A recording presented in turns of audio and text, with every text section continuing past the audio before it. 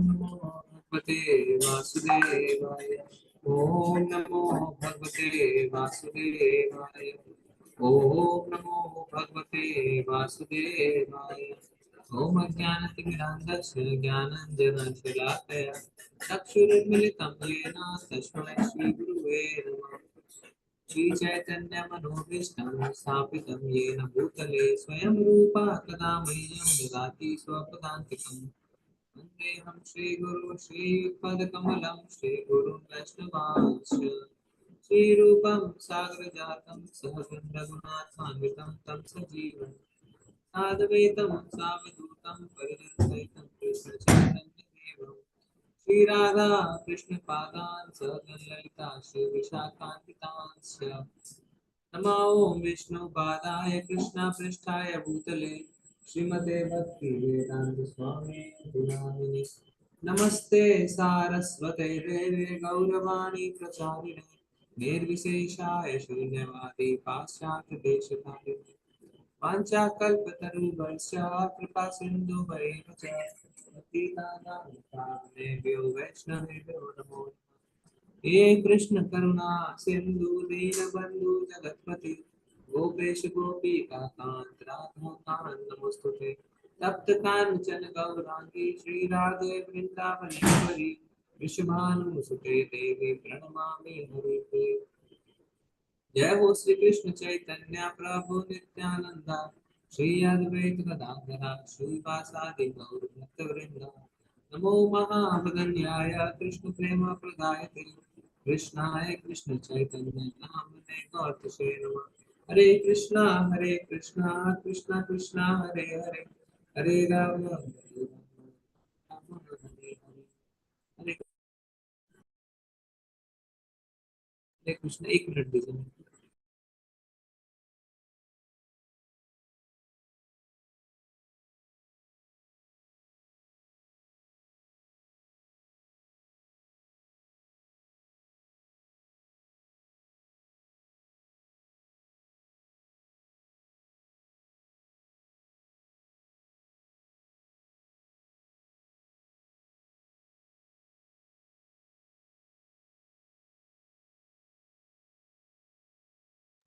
हरे कृष्णा। तो आज हम 17वां अध्याय शुरू करते हैं, लेवल 2 का। तो आप सबका लेवल 2 में स्वागत है। 17वें अध्याय में शीला प्रभुपाद जी की जय। जय। हाँ, आस्था का विभाजन। तो आप सबके आगे मैं आशा करता हूँ किताब खुली हुई है। तो हिंदी में हम इसे कहते हैं श्रद्धा के विभाग। थोड़ा सा हमारे पीपीटीज में कभी कभी इंग्लिश टू हिंदी कन्वर्ट करने में कुछ शब्द इधर उधर हो जाते हैं। तो अध्याय 16 और अध्याय 17 में संबंध क्या है, पहले ये जानेंगे। तो अगर हम देखें अध्याय 17 की जो शुरुआत होती है, उसका पहला श्लोक है, ये शास्त्रविधिम उत्सृज्य यजन्ते शतयान्वितः तेषां निष्ठा तु का कृष्णा सत्वमाहो रजस्तमा।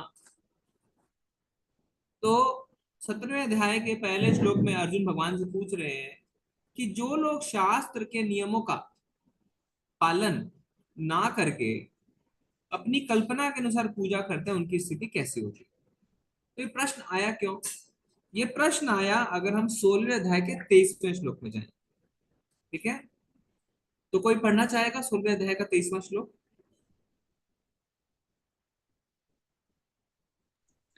हरे कृष्णा प्रभु हरे जी। कृष्णा। हम्म, ठीक माता जी पढ़ लीजिए।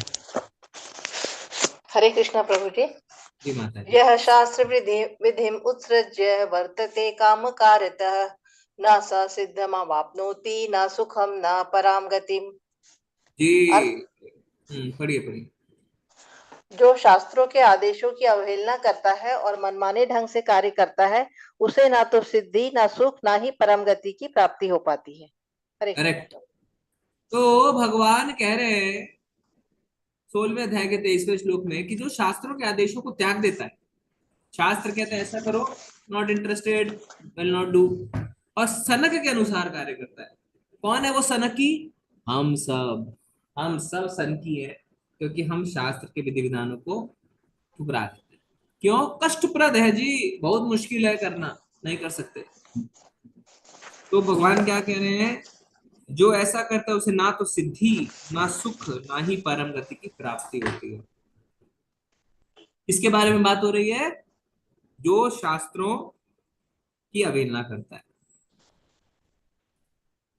अब इसी कारण अर्जुन पूछ रहे हैं पहले श्लोक में कि भगवान, आपने पिछले चैप्टर में बताया कि जो लोग शास्त्रों के नियमों का पालन नहीं करते हैं उन्हें ना तो सिद्धि प्राप्त होती है, ना सुख, ना ही परम गति। तो अब ये बताइए कि लोग शास्त्र के नियमों का पालन ना करके अपनी कल्पना, अपनी सनक के अनुसार पूजा करते हैं, उनकी स्थिति कौन सी है। बहुत ही अच्छा प्रश्न है। क्यों अच्छा प्रश्न है? क्योंकि अगर आप देखें पिछला अध्याय जो था उसका नाम था दैवी और आसुरी गुण। दैवी और आसुरी गुण में क्या है कि किसके पास दैवी गुण है, किसके पास आसुरी गुण। पर ये जो प्रश्न है, ये प्रश्न है उसके लिए जो शास्त्र के नियमों का पालन नहीं कर रहा है और कल्पना के अनुसार पूजा कर रहे हैं। यानी श्रद्धा है, असुर नहीं है। असुर नहीं है, श्रद्धा है। क्योंकि असुर क्या करते हैं, वो तो शास्त्रों को ठुकरा देते हैं। इस व्यक्ति की श्रद्धा है पर ये शास्त्रों के अनुसार नहीं। तो उनकी स्थिति कौन सी है? वो सतोगुनी है, रजोगुनी है या तमोगुनी है? त्रिविधा भवती श्रद्धा। तो भगवान जवाब क्या देते हैं, बहुत ही अच्छा। श्री भगवान वाचा, कोई पढ़ेंगे दूसरा श्लोक? हरे कृष्णा प्रभु जी, मैं पढ़ूं? हम्म। श्री भगवान उवाच त्रिविधा भक्ति श्रद्धा देहिनां स्वस्वभावजा सात्विकी राजसी चैव तामसी चेति ताशृणु। भगवान ने जी जी। कहा देहदारी, पढ़ू प्रभु जी? हम्म। भगवान ने कहा देहदारी जीव द्वारा अर्जित गुणों के अनुसार उसकी श्रद्धा 3 प्रकार की हो सकती है। तो सतोगुणी, रजोगुणी अथवा तमोगुणी। अब इसके विषय में मुझसे सुनो। हरे कृष्ण। जी धन्यवाद माता जी। तो भगवान कह रहे हैं त्रिविधा भवती श्रद्धा।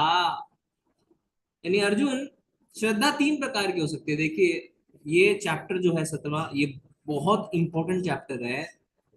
क्योंकि हमारे डे टू डे लाइफ में कैसे हम 3 गुणों का जो ज्ञान है, सतोगुण, रजोगुण, तमोगुण, इसको अपने डे टू डे लाइफ में देख सकते हैं, अपने डे टू डे लाइफ को परिवर्तित कर सकते हैं और सतोगुण में स्थापित हो सकते हैं।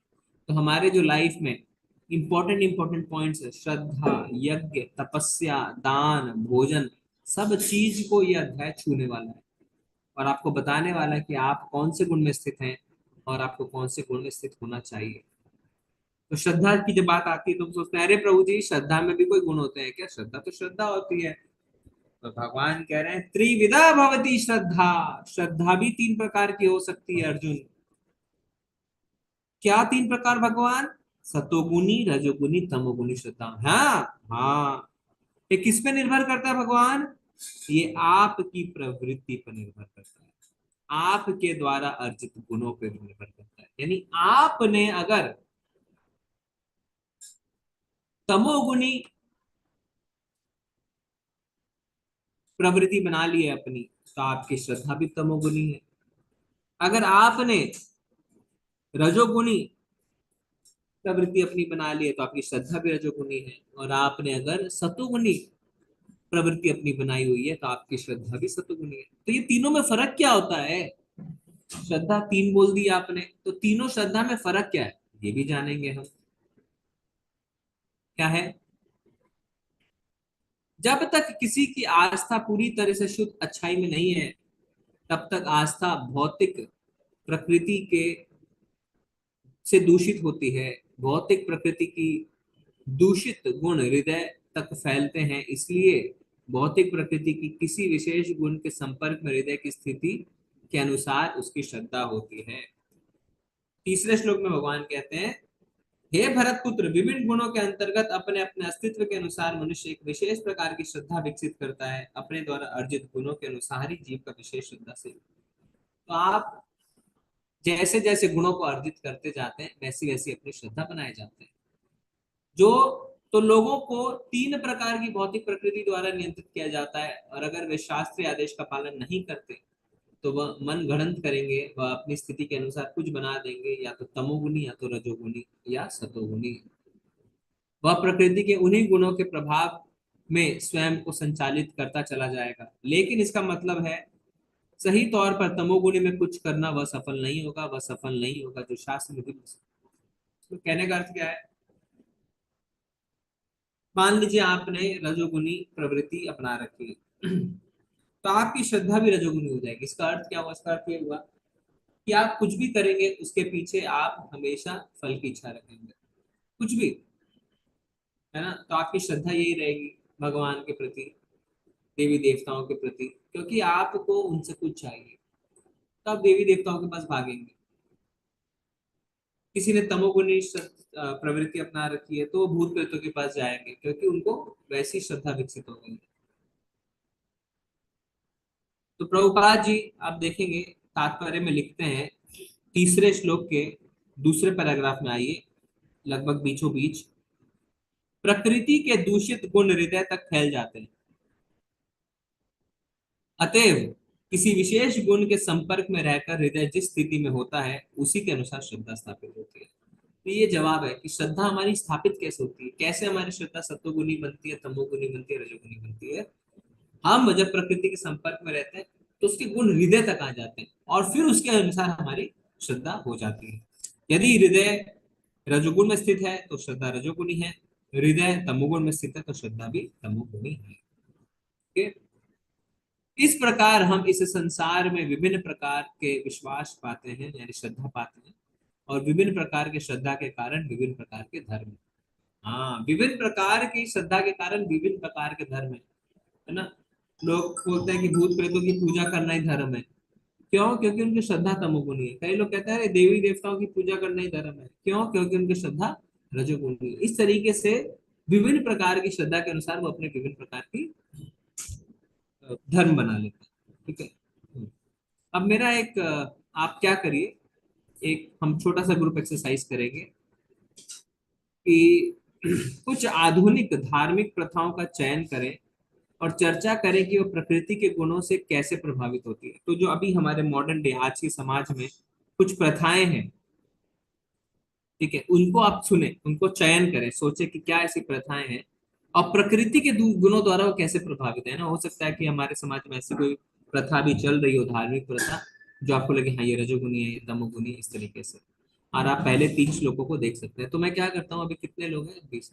तो हम 2 ग्रुपों में डिवाइड करते हैं। आप 5 मिनट चर्चा करिए कि आज के समाज में ऐसी कुछ प्रथाओं को आइडेंटिफाई करिए जिससे आपको लगता है कि प्रकृति के गुणों से प्रभावित है। ठीक है, अभी हम 1 मिनट रुकिए।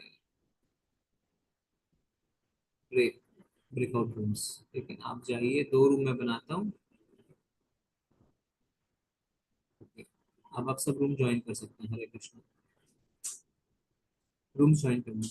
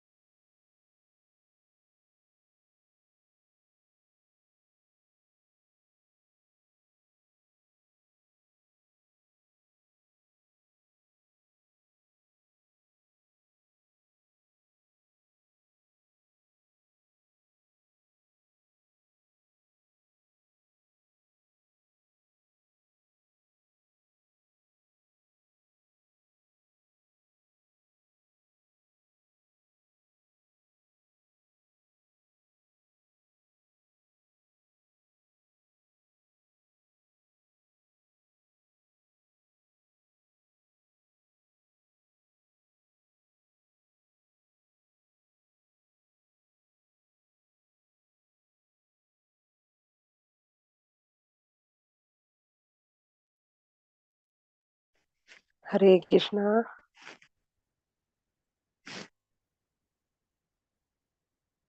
हरे कृष्णा।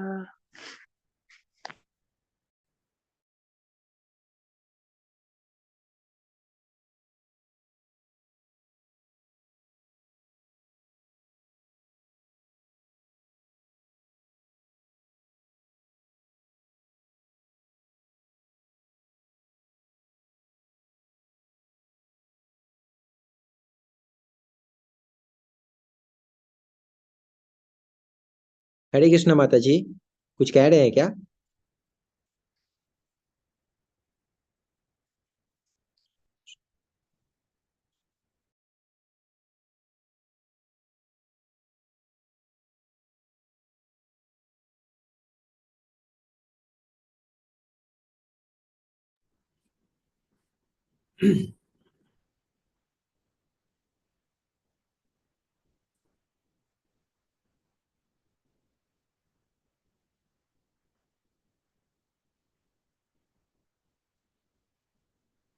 हरे कृष्णा कृष्णा कृष्णा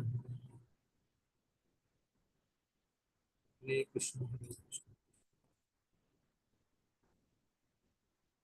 कृष्णा हरे कृष्णा कृष्णा राम हरे राम हरे कृष्णा कृष्णा कृष्णा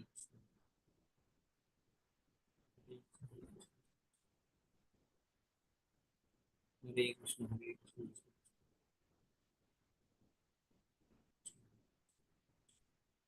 हाँ, हरे कृष्णा सारे लोग आ गए जी। तो कौन कौन दो लीडर हैं वो अपना हैंड रेस करके बता सकते हैं। क्या चर्चा करी आपने दोनों ग्रुप के? हाँ, पुष्पा माता जी, अनुराग प्रभु। ओके, पुष्पा माता जी, हरे कृष्ण हरे कृष्ण प्रभु जी।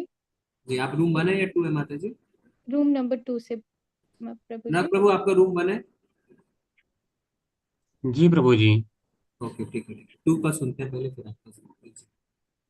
प्रभु जी, हम लोगों ने ग्रुप में डिस्कस किया था कि जैसे बलि प्रथा आज भी होती है, बहुत सारे स्टेट्स में आज भी बलि प्रथा को महत्ता दी जाती है। जैसे अभी काली पूजा हो गया, बहुत सारे जैसे बंगाल में हो गया, इवन उत्तराखंड में भी बलि प्रथा अभी भी है, वो लोग पूछते हैं। इवन मैं जिस स्टेट से बिलोंग करती हूँ, हमारे गांव में भी अभी भी बलि प्रथा है।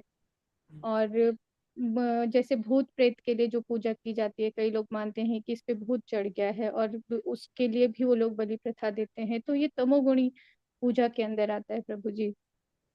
और जो व्रत करना होता है जैसे, और फिर आता है रजोगुणी। जो लोग रजोगुणी होते हैं वो लोग भगवान से कुछ ना कुछ मांगते हैं, कोई इच्छा रख करके उनकी पूजा करते हैं कि भगवान मुझे ऐसा कोई कामना करके व्रत रखते हैं। जैसे मुझे सुंदर पति चाहिए, तो उसके लिए लोग 16 सोमवार का व्रत करते हैं, पूजा पाठ करते हैं। तो वो रजोगुणी व्रत, रजोगुण गुणी पूजा के अंदर आता है। जैसे कई लोग बोलते हैं कि भगवान मुझे ये चीज मिल जाए तो फिर मैं आपके यहाँ पे दंडवत देने के लिए, परिक्रमा करने के लिए आएंगे करके। तो ऐसा भी देखा जाता है, बहुत सारे लोग दंडवत देते हैं। इवन हम लोग यहाँ भी जाते हैं, अगर वृंदावन में भी जाते हैं तो वो लोग भी दंडवत प्रणाम ही देते हैं, परिक्रमा करते हैं।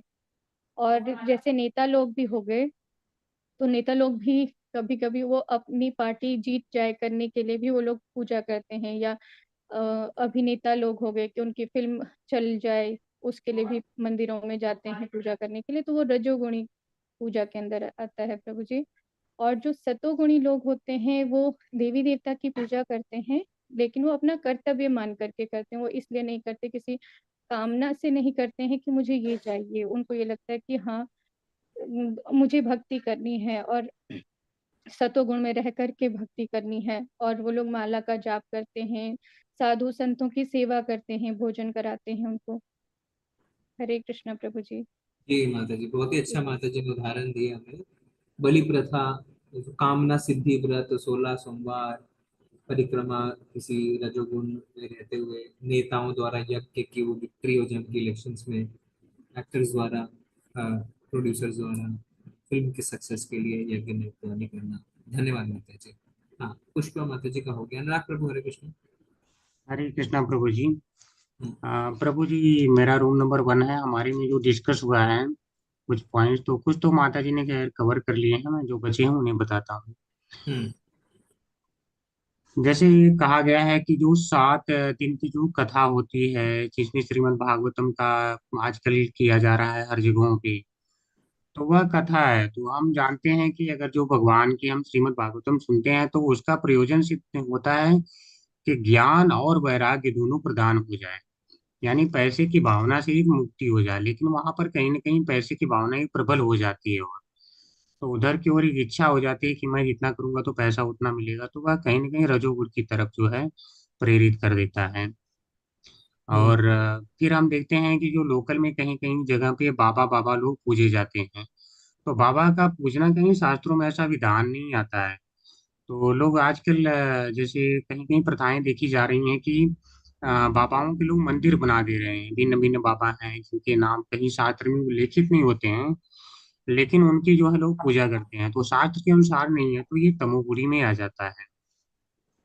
और फिर कहीं कहीं लोकल प्रथाएं होती हैं कि नाग देवता की पूजा करो, इससे हमें जो है कुछ फायदे मिलेंगे।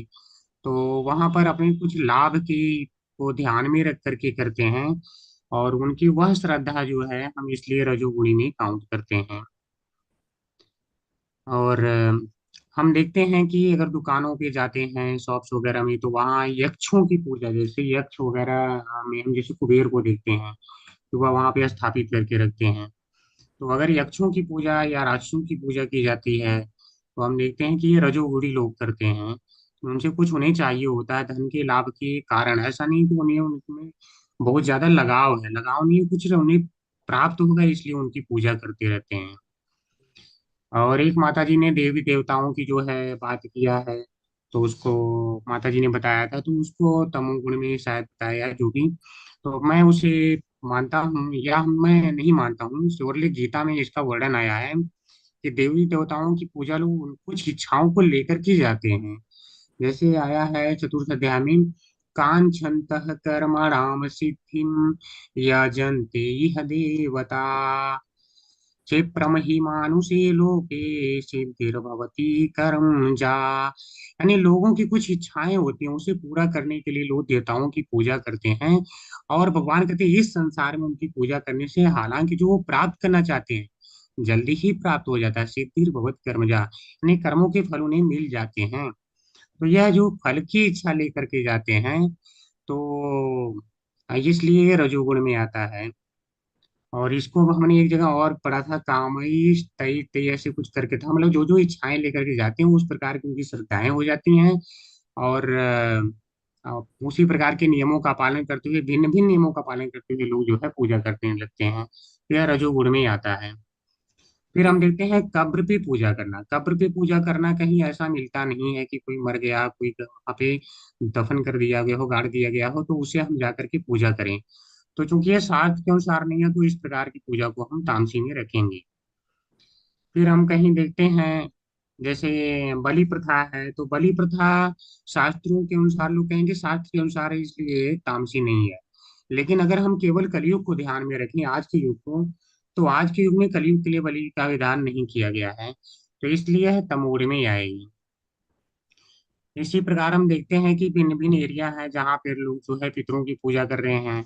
तो पितरों की पूजा कर रहे हैं, तो पितरों का जो इसे शास्त्र में वर्णन आता है कि अगर हम करते हैं तो घर में जो है पितृ शांति बना करके रखते हैं, जैसे कि गरुड़ पुराण में इसका काफी वर्णन आता है। तो अब चूंकि ये पितरों से शांति की अपेक्षा करते हुए उनकी पूजा करते हैं, तो इसलिए हम इसे जो है रजोगुणी में कहेंगे पूजा। जी। आगे प्रभु जी काफी कुछ कवर हो गया है। हरे कृष्णा प्रभु। जी। थैंक यू प्रभु जी, थैंक यू। तो काफी सारे और उदाहरण हमें मिले, प्रभु जी ने बताया कि तमोगुण के लिए लोग भूत प्रेत कब्र इत्यादि में जाते हैं, बाबाओं की पूजा करते हैं। फिर रजोगुण में प्रभु जी ने उदाहरण दिया कि साप्ताहिक श्रीमद् भागवतम, नाग देवता की पूजा, यक्ष कुबेर इत्यादि की पूजा, मेरे को इच्छा से। तो अगर हम देखें, तो अगर हम भगवत गीता श्रीमद् भागवतम का ज्ञान अर्जित नहीं करेंगे, तो सारी की सारी चीजें रजोगुणी है समाज में या तमोगुणी, और हम उसी को सही मानते हैं। हम सोचते हैं यही तरीका है। पर जब हम भागवतम और भगवत गीता को पढ़ते हैं, तब हमें पता चलता है, अरे ये जो कर रहे हैं, जो समाज कर रहा है, वो गलत है। हमारी जितनी आरतियां होती हैं हम घर में करते हैं उसमें मांग ही तो रहे हैं ना, सुख संपत्ति दाता, है ना, सुख संपत्ति घर आवे, कष्ट मिटे तन का। कोई भी अगर आप आरती उठा के देख ले तो उसमें हम यही सब कह रहे हैं, ये चाहिए, धर्म दे, पुत्रम दे, ये दे, वो दे, कष्ट मिटे, ये हटे, वो हटे, और हम सोचते हैं यही है, यही चीज है। यही भगवान की भक्ति, भगवान की सेवा का फायदा है कि जब हम सही शास्त्र को पढ़ते हैं तो हमें पता चलता है हम किस प्लेटफॉर्म पे अटके होते हैं। ठीक है, तो आजकल के समाज में वास्तविक अगर आप चीजों को देखें तो 99% सारी चीजें रजोगुणी हो गई। Okay, thank you very much, आगे बढ़ेंगे। इसलिए कृष्ण यहाँ कहते हैं त्रिविधा भवती श्रद्धा देहनाम स्वभावजा, यदि कोई अपने जीवन को सूकर और बिल्ली और कुत्तों की तरह काट रहा है, व्यवहार भी ऐसा ही है, और वो स्थिति में रहता है, उसी स्थिति में वो रहता है, तो उसकी आस्था और जो उन्नत है, जो देवताओं की पूजा कर रहा है और 3 बार स्नान कर रहा है और मंत्र जप कर रहा है, हरे कृष्ण में समान नहीं है। तो अलग अलग प्रवृत्ति जैसी हम बना लेते हैं और उन्हीं प्रवृत्ति के हिसाब से प्रभुपाद जी बता रहे हैं उसकी श्रद्धा हो जाती है।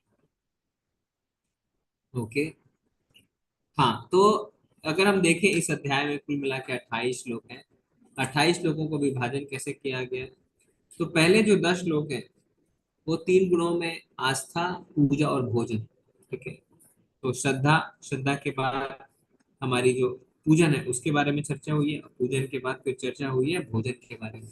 ठीक है, और उसके बाद जो 11 से लेकर 22 है उसमें 3 गुणों में बलिदान यानी यज्ञ, तपस्या और दान, इन तीन चीजों की बात हुई है। ठीक है, श्रद्धा, भोजन, यज्ञ, तपस्या और दान, किस तरीके से ये अम, तीनों गुणों में आते हैं। और फिर लास्ट में 23 से 28वें श्लोक में हम देखेंगे ओम तत्सत का जाप करने से क्रियाएं शुरू होती हैं। ओम तत्सत यानी भगवान को सब कुछ अर्पित करते हुए करना, उसमें हम अपने लिए कुछ भी नहीं रखते। तो अगर हम तपस्या की बात करें 14 से 19 में, अगर आप आए 14 से 17, तो तपस्या भी 3 प्रकार की हो सकती है, सतोगुनी, रजोगुनी और तमोगुनी। पर तपस्या हम 3 प्रकार से करते हैं, मनसा वाचा कर्मणा। ठीक है, तो 14वें श्लोक में हम देखेंगे कि सतोगुनी शारीरिक तपस्या कर्मणा, 15वें श्लोक में हम देखेंगे सतोगुनी शब्द से करी हुई तपस्या यानी वाणी की तपस्या, और 16वें श्लोक में हम देखेंगे सतोगुनी मनसह, मन से की हुई तपस्या। तो 3 तरीके से हम तपस्या कर सकते हैं, मनसा वाचा कर्मणा, मन की तपस्या, वाणी की तपस्या, शरीर की तपस्या। और ये तीनों तरीकों की तपस्या सतोगुनी भी हो सकती है, रजोगुनी भी, तमोगुनी भी। तो 14वें श्लोक में क्या लिखा हुआ है हम जानेंगे। 14वें श्लोक में भगवान कहते हैं परमेश्वर, ब्राह्मण, गुरु, माता पिता जैसे गुरुजनों की पूजा करना तथा पवित्रता, सरलता, ब्रह्मचर्य, अहिंसा, ये शारीरिक तपस्या है। तो सतोगुनी शारीरिक तपस्या क्या होती है कि हम अपने से बड़ों की, परमेश्वर की, ब्राह्मणों की, गुरु की, माता पिताओं की पूजा करें और अपना जीवन सरल रखें, पवित्र रखें और ब्रह्मचर्य और अहिंसा का पालन करें। अगर ऐसा करते हैं तो वो होती है शारीरिक सतोगुनी तपस्या। वाणी की तपस्या क्या हो सकती है? तो अगर हम देखें 15वें श्लोक में, सच्चे भाने वाले, हितकर तथा अन्य को शुद्ध ना करने वाले वाक्य बोलना और वैदिक साहित्य का नियमित पालन, ये वाणी की तपस्या है। तो वाणी की तपस्या है सच बोलो, दूसरों को बुरे नहीं लगे ऐसे चीजें बोलो, उनके लिए फायदेमंद हो ऐसी चीजें बोलो, ये वाणी की तपस्या होती है। ऐसा नहीं कि झूठ बोल रहे हैं, झूठ भी नहीं बोलना है आपको। ऐसा नहीं है कि दूसरों को बुरा लगे, वैसा भी तो बात नहीं करना, और कुछ बोलो तो सामने वाले का फायदा हो। जैसे आप कोई मूवी देख के आते हैं, अपने दोस्त को आप वो मूवी की कहानी सुना रहे हैं, सच्चे भी है, जो देखा आपने वही सुनाया, बहाने वाले भी है, सामने वाले को सुन के बड़ा अच्छा लग रहा है, पर फिर भी ये सतुगुनी नहीं है। क्यों? हितकर नहीं है, उसके लिए फायदेमंद नहीं है। आप उसको मूवी की कहानी सुना सकते हैं पर क्या फायदा होगा, इसको कोई फायदा नहीं है। तो क्या है? वैदिक साहित्य का नियमित पारायण, अगर हम ऐसा करते हैं तो वही वाणी की सबसे अच्छी तपस्या है। और फिर 16वें श्लोक में मन की तपस्या। मन की तपस्या क्या होती है? संतोष, सरलता, गंभीरता, आत्म संयम एवं जीवन की शुद्धि मन की तपस्या है। तो अगर हम अपने अंदर संतोष रखते हैं, सेटिस्फैक्शन रखते हैं, मन की तपस्या, सरल रहते हैं, अपने जीवन को कॉम्प्लेक्स नहीं बनाते हैं, मन की तपस्या, गंभीर रहते हैं, आत्म संयम, ऐसा नहीं कि कुछ देखा और उस तरफ मन बढ़ा लेना है, संयमित रहते हैं, तो ये मन की तपस्या। और ये सारी तपस्या सतुगुणी। 18वें श्लोक में अगर हम देखें तो हमें रजोगुनी तपस्या के बारे में पता चलता है। जो तपस्या दंभ पूर्वक तथा सम्मान सत्कार एवं पूजा कराने के लिए संपन्न की जाती है वह राजसी कहलाती है। ये ना तो स्थायी होती है ना शाश्वत। तो ज्यादातर लोग यही करते हैं ना, अहंकार में घमंड में मेरा सम्मान हो जाए, मेरे को लोग पूजा करें, मेरा सत्कार करें, उसके लिए वो तपस्या करते हैं। कई लोग चढ़ जाते हैं सीढ़ियां, और फिर बाद में कहते हैं पता है मैंने 1000 सीढ़ियां चढ़ी, पता है मैंने ये किया, पता है मैं निर्जला 11 करता हूँ, पता है मैं ये करता हूँ, पता है मैं वो करता हूँ। क्यों? लोग मान सम्मान करें, है ना, पूजा करें, अरे ये तो बहुत तपस्या, आओ बैठाओ इसकी पूजा खातिर करो, रजोगुनी हो जाता है। और रजोगुनी तपस्या का फल मिलता है, ऐसा नहीं फल नहीं मिलेगा, पर क्या है, ना वो स्थायी है ना शाश्वत, यानी परमानेंट भी नहीं है, और आपको लिमिटेड क्वांटिटी में भी मिलता है, क्वांटिटी उसकी जो है वो लिमिटेड रहती है। तो तमोगुनी तपस्या क्या होती है? मूर्खतावश आत्म उत्पीड़न के लिए या अन्य को विनष्ट करने या हानि पहुंचाने के लिए करी गई तपस्या तामसिक है।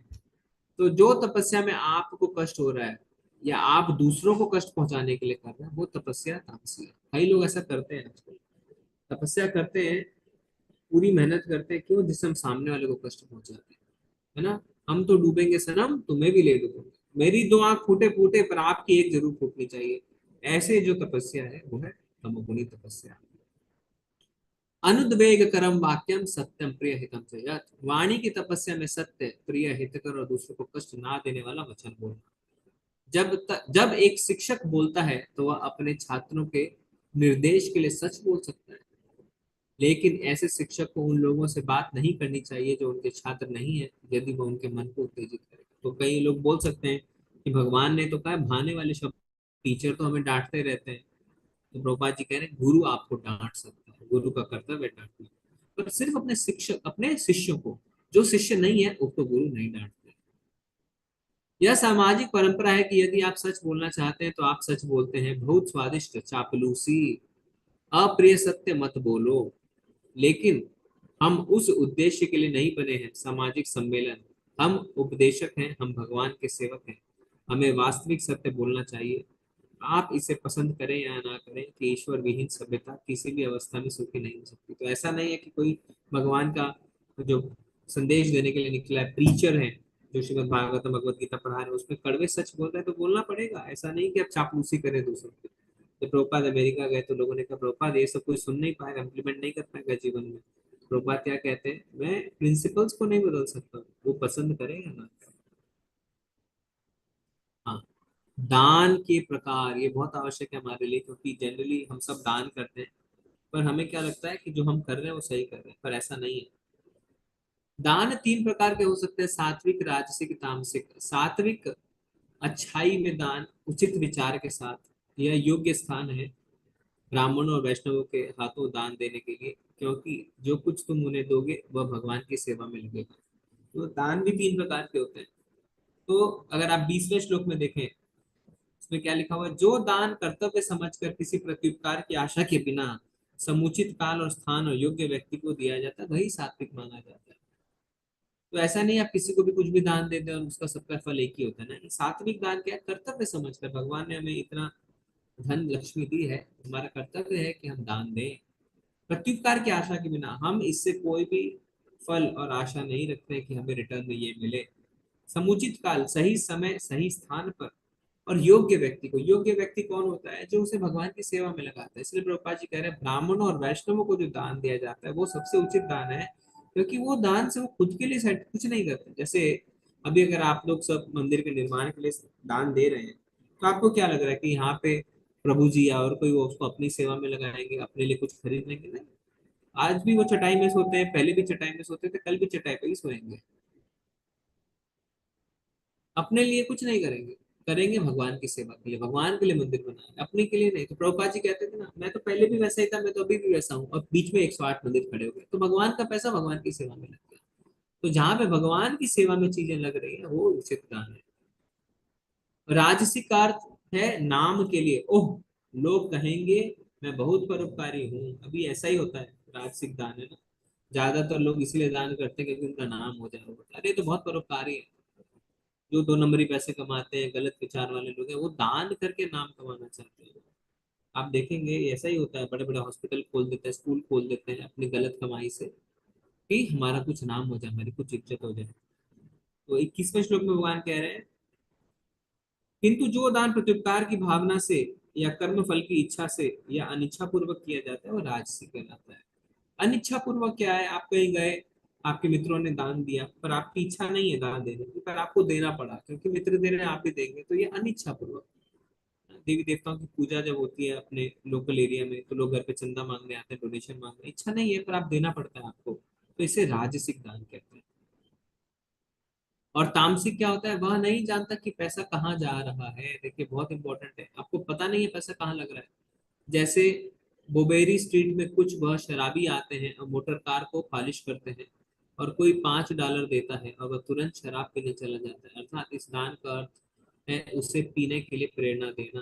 तो अगर दान ऐसे शराबी को बनाता है, ओह वो बहुत खतरनाक, भोगना उसे पड़ता है जो दान दे रहा है। प्रभुपाद जी का लेक्चर है, भोगना उसे पड़ता है जो दान दे रहा है। कई बार फॉरेन कंट्रीज में आप जाएंगे, लोग ओपनली लिखे रहते हैं, I want to smoke, kindly give donation to me, I don't have money for weed, I am feeling cold, है ना, मुझे पैसे दीजिए, तो हम दे देते हैं। देखिए यहाँ पे लिखा हुआ है गाड़ी साफ करने आया है, वो दारूबाज है ना, वो ड्रंकर्ड है, शराब पीता है, उसको भी अगर आप देते हैं उसके लिए भी प्रभुपाद जी मना करते हैं।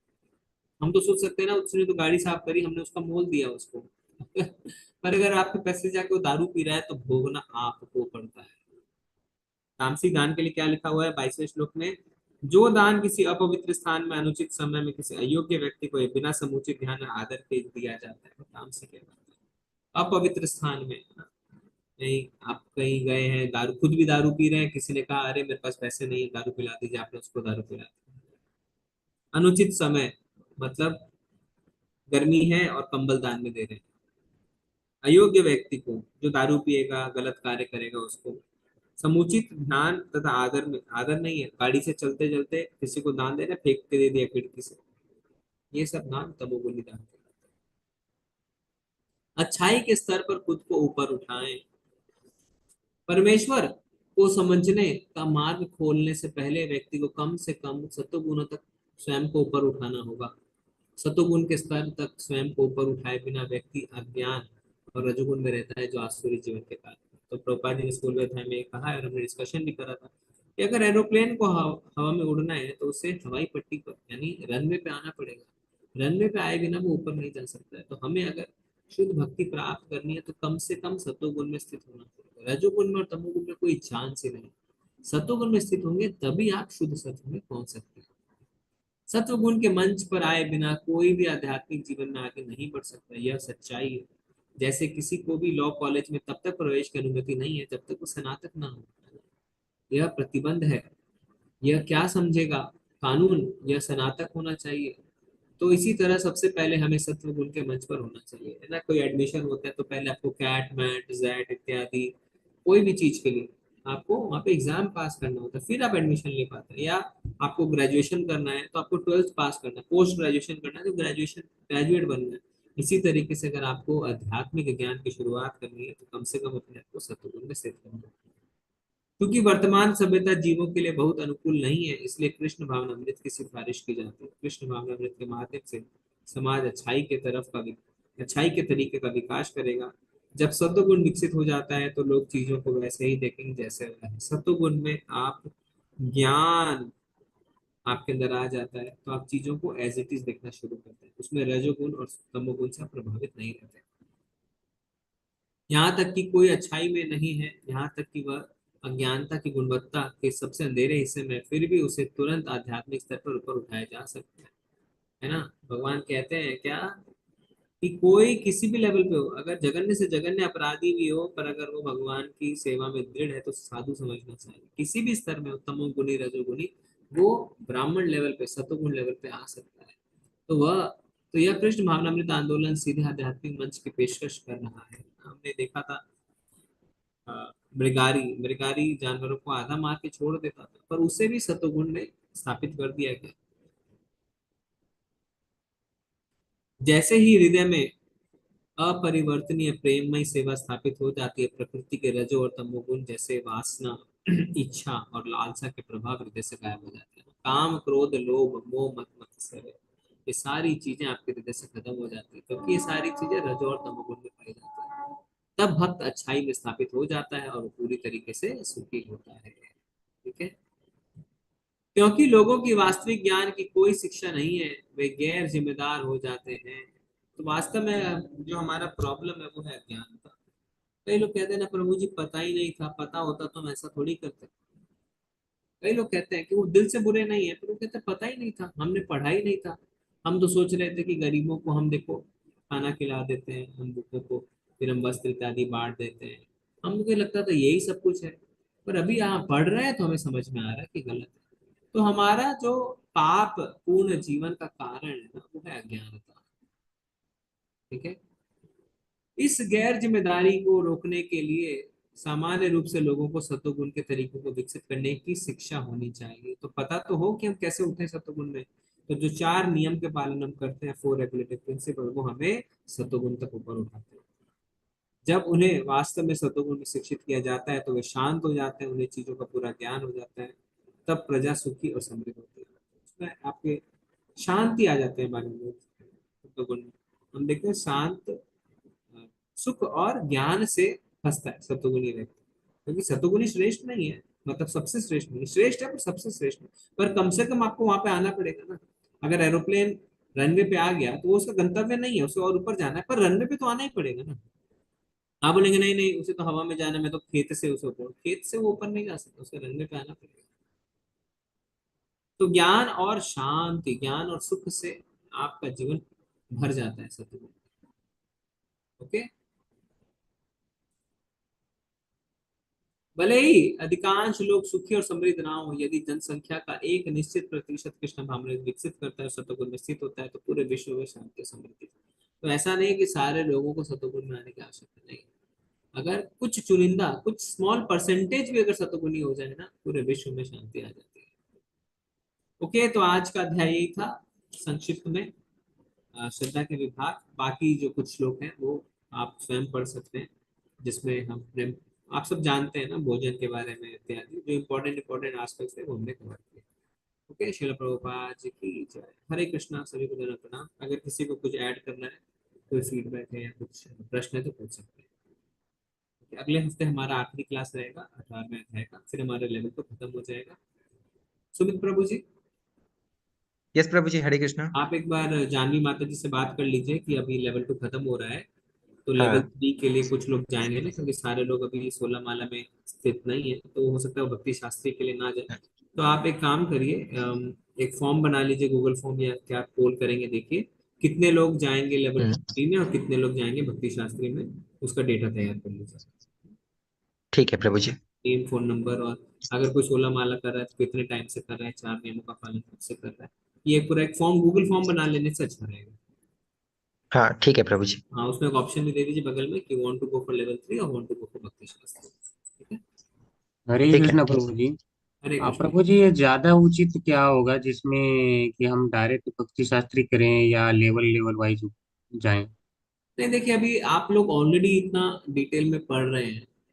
इनफैक्ट जो अभी हम लेवल 2 के प्रेजेंटेशंस जो आप पढ़े ना, ये भक्ति शास्त्र के प्रेजेंटेशंस तो हो सकता है भक्ति शास्त्र में जाए तो यही प्रेजेंटेशन आपको दोबारा देखे और डिटेल में, और डिटेल में पढ़ाई होगी इसकी। मैंने लेवल 2 के हिसाब से पढ़ा है। और लेवल 3 में क्या होगा, लेवल 3 में आप क्या पढ़ेंगे प्रभु जी, वो बाकी 3 किताबें हैं ना लेवल 3 में अभी। हाँ, ईशोपनिषद है, भक्ति रसामृत सिंधु है, हाँ, और नेक्टर ऑफ इंस्ट्रक्शन उपदेशामृत है। देखा, ये 3 किताबें आप पढ़ेंगे लेवल 3 में।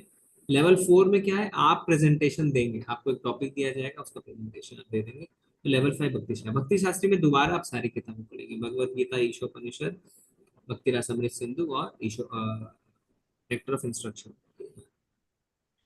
तो ये चारों, तो अगर आप भक्ति शास्त्री में जाते हैं तो आप ऑलरेडी ये 4 किताब वापस पढ़ेंगे।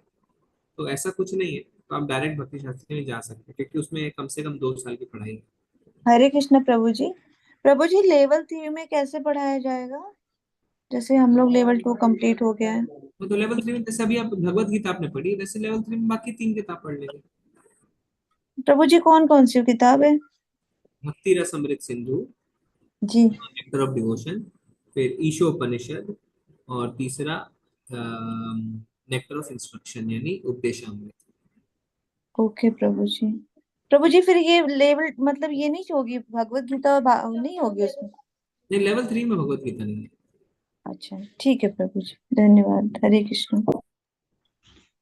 प्रभु जी अगर हम लेवल फॉलो करते हैं, लेवल 3, लेवल 4, लेवल 5, तो हमारा तब कितना समय लगेगा, और भक्ति शास्त्री ज्वाइन करने में लेवल कितना 3 समय लगेगा? में, लेवल 3 और लेवल 4 मिला के आप लगभग 1 साल समझ लीजिए। जी, और मतलब इसके थ्रू भी तो भक्ति शास्त्री हो जाएगा प्रभु जी? हाँ हाँ, हो जाएगा, होने में कोई प्रॉब्लम। तो टोटल भक्ति शास्त्री तक अगर लेवल वाइज जाते हैं तो कितना समय हमारा लग जाएगा लगभग? 3 साल से 3.5 साल। 3 से 3.5 साल। और अगर डायरेक्ट ज्वाइन करते हैं तो 2 साल में होगा। हाँ। तो कहीं कुछ हमारा कुछ लैप्स तो नहीं हो रहा है प्रभु जी ज्ञान नहीं के? नहीं, कुछ लैप्स नहीं है। इसीलिए मैं कह रहा हूँ डायरेक्ट जा सकते हैं भक्ति शास्त्री में। कई भाषाओं में तो लेवल 3 है ही नहीं। अभी हिंदी में चल रहा है, वो सीधा फिर लेवल 2 के बाद 16 माला को लेके जाते हैं भक्ति शास्त्री में। ठीक प्रभु जी, हरे कृष्ण। जो कर रहे हैं 16 माला नियम से, उनको भक्ति शास्त्री में जाना चाहिए। उनको टाइम वेस्ट नहीं करना चाहिए, क्योंकि भक्ति जी शास्त्री हरे एंड कृष्ण। नहीं है, उसके आगे भक्ति वैभव है ना, और भी। जी। हरे कृष्णा प्रभु जी। जी। जी प्रभु जी, वैसे मैं भक्ति शास्त्री जानवी माता जी वाली सुबह 6 AM वाली मैंने ज्वाइन की है। तो हम्म, मैं सोच रही हूँ कि यदि लेवल 3 है तो लेवल 3 भी तो ज्वाइन कर सकते हैं ना प्रभु जी? दो हाँ, जगह ज्वाइन कर सकते हैं। कर सकते हैं, कर सकते जी प्रभु जी। हैं। देखिए माता जी ऑलरेडी कर रहे हैं भक्ति शास्त्री। सुमित प्रभु जी, आप तो भक्ति शास्त्री कर रहे हैं, कुछ बताना चाहते हैं? हाँ प्रभु जी, मेरा एक प्रश्न था आपसे। अच्छा, भक्ति वैभव के लिए इनिशिएशन मैंडेटरी है क्या? भक्ति वैभव, भक्ति वैभव के वैभव लिए, हाँ, इनिशिएशन मैंडेटरी है शायद, करेक्ट प्रभु जी। मैंडेटरी है क्या? हाँ। अच्छा। और ब्राह्मण इनिशिएशन के लिए भक्ति शास्त्री मैंडेटरी। अच्छा। जैसे हाँ, हरिनाम दीक्षा के लिए नहीं, पर ब्राह्मण दीक्षा जब लेंगे उसके बाद, उसके लिए भक्ति हाँ शास्त्री। हरे ठीक है कृष्णा प्रभु। प्रभु जी। हम लोग प्रभु जी, हमने है ना अपने ये जो श्री ये वाला यू ग्रुप है ना, कौन सा, ये श्री वाला उसमें लिया इनिशिएशन हमारा, उसमें हुआ है प्रभु जी। मेरे को नाम एकदम याद नहीं आ रहा है।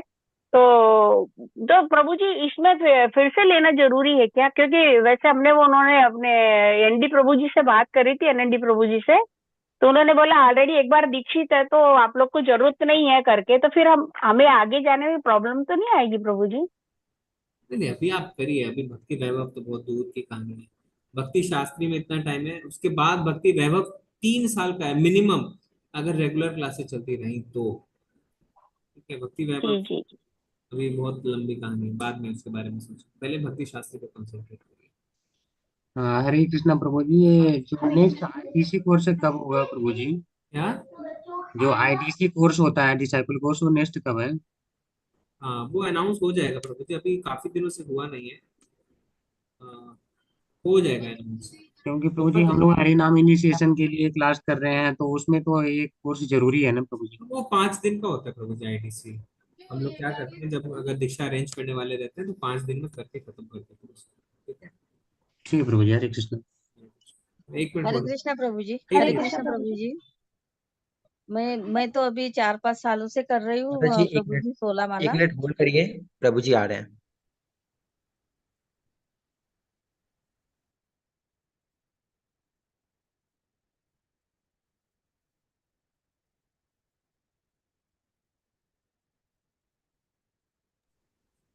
हाँ, हरे कृष्णा माता जी बोलिए।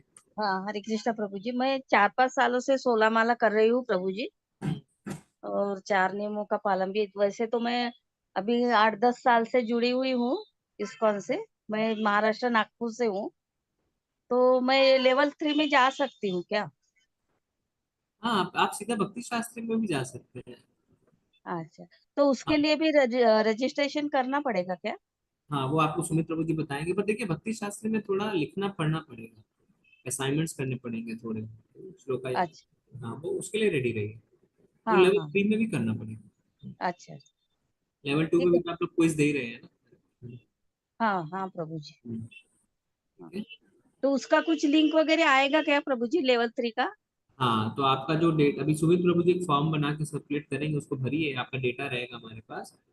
फिर उसके हिसाब से आपको जानवी माता जी से वो बात करेंगे। तो ये अगला क्लास जब हम मिलेंगे उससे पहले हमें थोड़ी सी क्लैरिटी मिल जाएगी। सुमित प्रभु जी, आप उनसे बात भी कर लीजिएगा कि कैसे हमें प्रोसीड करना है लेवल 3 लेवल 5 के लिए। हाँ जी ठीक है प्रभु जी। प्रभु जी, हरे कृष्णा।